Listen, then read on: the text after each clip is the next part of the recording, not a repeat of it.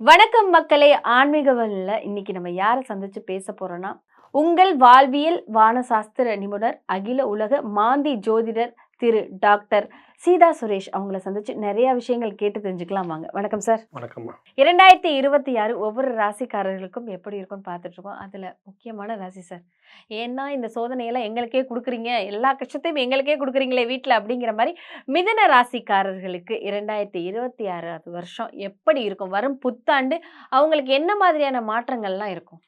2026 பொறுத்தவரை மிதுன ராசிக்கு முழுமையான மாற்றமான ஆண்டு. ஏன்னா மிதுன ராசிக்கு யோக சனி காலத்துல ஃபர்ஸ்ட் யோகமா 9ஆம் இடத்துக்கு வந்தார் சனி பகவான். இப்ப அவர் என்ன பண்ணா பாக்கியஸ்தானம்னா 10ஆம் இடத்துக்கு போறார். பாக்கியஸ்தானம்னா வேலை முதல்ல இல்ல, இப்ப வேலை இருக்கு, வேலையில ப்ரொமோஷன். ஒரு நிறுவனம் வைக்க முடியல, இப்ப நிறுவனம் வச்சுட்டா, நிறுவனத்துல விரிவாக்கம்.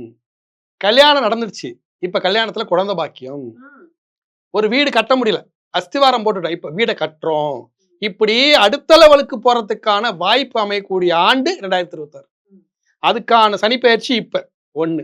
ரெண்டாவது, தனக்காரகனா 2ஆம் இடத்துல குரு பகவான் போய் உச்சமடைய போறாரு. 2ஆம் இடத்துல குரு பகவான் உச்சமடைகிறாரு.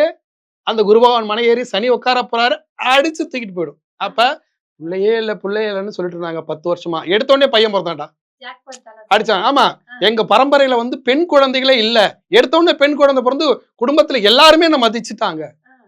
அதே மாதிரி வெளிநாடு போறவா, இவெல்லாம் வெளிநாடு போவானான்னு கிண்டல் பண்ணிட்டு இருந்தாங்க. நான் இன்னைக்கு வெளிநாடு போய் பெரிய கம்பெனில வேலை செய்யறேன். அதே மாதிரி இவெல்லாம் ஒரு நடிகனா, இவெல்லாம் நடிச்சு என்னடா பண்ண போறான்? ஏன்னா கலைத்துறை சார்ந்த ராசி மிதுன ராசி.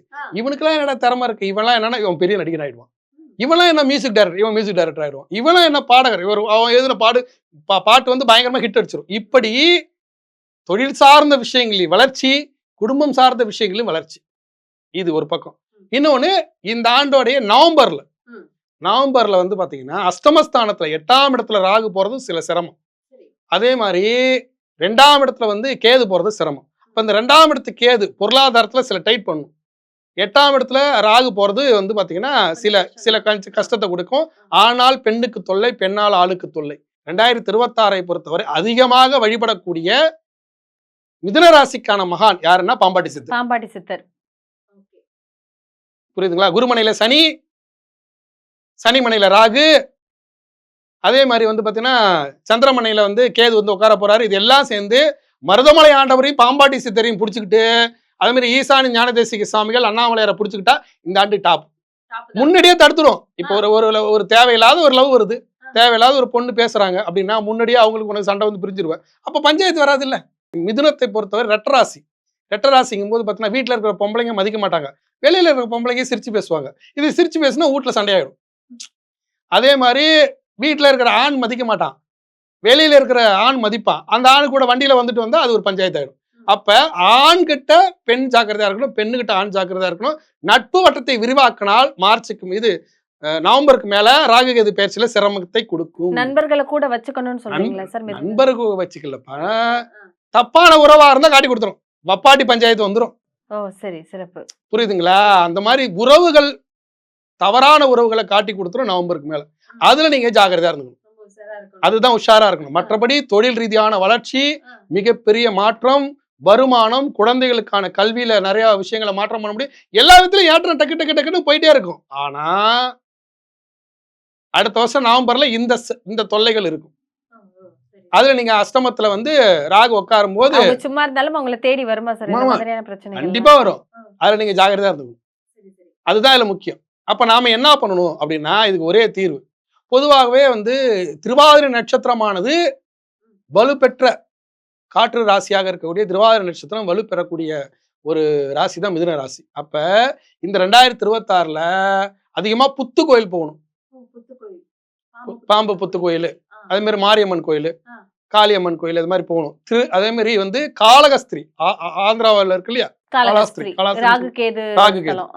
அங்க போய் காளகஸ்தீஸ்வரரையும் ஞானப்பிரசனாமையும் பார்க்கணும். அது மாதிரி திருப்பாம்பரம் போறது, திருநாகேஸ்வரம் போறது, கேதுவோட ஸ்தலமா இருக்கு.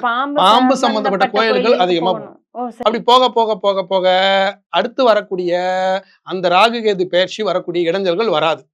முன்னாடியே நீங்க போய்க்கணும். இல்லப்பா நான் கோயம்புத்தூர்ல இருக்கேன், எனக்கு ஒண்ணுமே பண்ண முடியாதுப்பா. அங்க பாம்பாட்டி சித்தர் இருக்காரு, மருதமலை ஆண்டவர்கிட்ட, அவர் போய் பாரு. அப்ப எங்க அது சம்பந்தப்பட்டப்பா இந்த ஆண்டை பொறுத்தவரை 2026 பொறுத்தவரை அதிகமாக வழிபடக்கூடிய மிதுன ராசிக்கான மகான் யாருன்னா பாம்பாட்டி சித்தர். பாம்பாட்டி சித்தர். புரியுதுங்களா? குருமனையில சனி, சனி மனையில ராகு, அதே மாதிரி வந்து பாத்தீங்கன்னா சந்திரமனையில வந்து கேது வந்து உட்கார போறாரு. இது எல்லாம் சேர்ந்து மருதமலை ஆண்டவரையும் பாம்பாட்டி சித்தரையும் பிடிச்சிக்கிட்டு, அதே மாதிரி ஈசானி ஞானதேசிக சுவாமிகள் அண்ணாமலையாரை பிடிச்சிக்கிட்டா இந்த ஆண்டு டாப். முன்னாடியே தடுத்துரும். இப்போ ஒரு தேவையில்லாத ஒரு லவ் வருது, தேவையில்லாத ஒரு பொண்ணு பேசுறாங்க அப்படின்னா முன்னாடியே அவங்களுக்கு உனக்கு சண்டை வந்து பிரிஞ்சிருவேன். அப்ப பஞ்சாயத்து வராது இல்ல, முன்னையே முன்னாடியே காப்பாத்தி கொடுத்துருவாரு. பாம்பாட்டி சித்தர் முன்னாடியே காப்பாத்தி கொடுத்துருவாரு. சித்தரை கையில பிடிச்சது நல்லது. ஒவ்வொருத்தருக்கும் ஒரு சித்தர் சொல்லிட்டு இருக்கோம் இல்லையா? இப்ப ரிஷபராசிக்கு தேவையில்லை, ஏன்னா அவங்க தான் வந்து குலதெய்வ போயிடும். அப்ப இந்த வாட்டி இவங்களை பொறுத்த வரைக்கும் பாம்பாட்டி சித்தரை பிடிச்சிக்கிட்டா அடிச்சு தூக்கிட்டு போயிடும். இது நிதர்சனமான உண்மை. இதை நீ கடைபிடிச்சு பாரு. அடுத்த ஆண்டு 2026 முடிஞ்சு 2027 பலன் சொல்லும்போது கமெண்ட்ல நீனே சொல்லு. கண்டிப்பா. பாம்பாட்டி சித்தர் வந்து மிதுன ராசிக்காரர்கள் பாம்பாட்டி சித்தரையும் மருதமலை முருகனையும் புடிச்சுக்கிட்டா போதும். இந்த வருஷம் ரொம்ப சிறப்பா. ஆமா, நீங்க வந்து அடுத்த முறை சார் போன வருஷம் இப்ப நான் சொல்றதை ஃபாலோ பண்ணிட்டா அடுத்த வருஷம் நீங்க கமெண்ட்ல சார் நீங்க சொன்னதை நான் ஃபாலோ பண்ணேன், அந்த வருஷம் நிறைய கஷ்டம் எனக்கு வர மாதிரி இருந்துச்சு மாறிச்சுன்னு நீங்களே கமெண்ட் போடுவீங்க. ஓ ஓகே. அது நடக்கும். புத்திர பாக்கியம்லாம் எப்படி சார் இருக்கு? புத்திர பாக்கியத்தை பொறுத்த வரைக்கும் அதான் நான் சொன்னேன்ல, எடுத்தவனே என்ன சொன்னேன், கல்யாணம் ஆயிருந்தா புத்திர பாக்கியம் இல்லைன்னா புத்திர பாக்கியம் வந்துரும், எல்லாமே கிடைச்சிரும். எல்லாமே கிடைச்சிரும். எது இல்லையோ அது கிடைக்கும். நினைக்கிறாங்க வீடு கட்டிடுவாங்க, சோ எல்லாமே கிடைக்கும். எது இல்லையோ அது கிடைச்சிரும். ஆனா அதுக்காக சில போராடணும், சில கஷ்டப்படணும், சில அவமானப்படணும், அதெல்லாம் இருக்கதான் செய்யும். ஆனா கிடைச்சிரும். போராடியாவது கிடைச்சிரும். ஆனா கடைசியா இந்த இடைஞ்சல் வரும். அதுக்கு தான் இந்த வார்த்தை சொல்றது. ஆனால் பெண்ணுக்கு தொல்லை பெண். ஏன்னா இப்ப ஒண்ணுமே இல்ல, உங்களுக்கு ஒரு வேலை கிடைக்கல, வேலை கிடைக்கிறதுக்காக ஒரு பெண் வந்து ரொம்ப முயற்சி பண்றாங்க. அப்போ வந்து ஒரு ஆண் வந்து நட்பா வந்து அந்த வேலைக்காக உதவி பண்றாங்க, அந்த வேலையும் கிடைக்கிறாங்க. ஆனா அந்த நட்பை நீ கண்டினியூ பண்ணிட்டா சிக்கலாயிரும். அப்ப ஏதோ அவங்களுக்கு ஒரு உதவி பண்ணு, நீங்க ஒரு உதவி பண்ணுன்னு வேலையை வாங்கிட்டு நீங்க ஒரு நல்ல ஃப்ரெண்டு, நான் ஒரு நல்ல ஃப்ரெண்டுன்னு ஒதுங்கிக்கணும். இல்ல நான் வந்து கண்டினியூ பண்றேன் அப்படின்னா அது ஒரு தப்பான உறவுல போய் நாளைக்கு குடும்பத்தை பிரிச்சு விட்டுரும். வேலை கிடைச்சிடும், குடும்பம் போயிடும். அப்ப நீங்க வந்து அதுல தெளிவாக இருக்கணும்.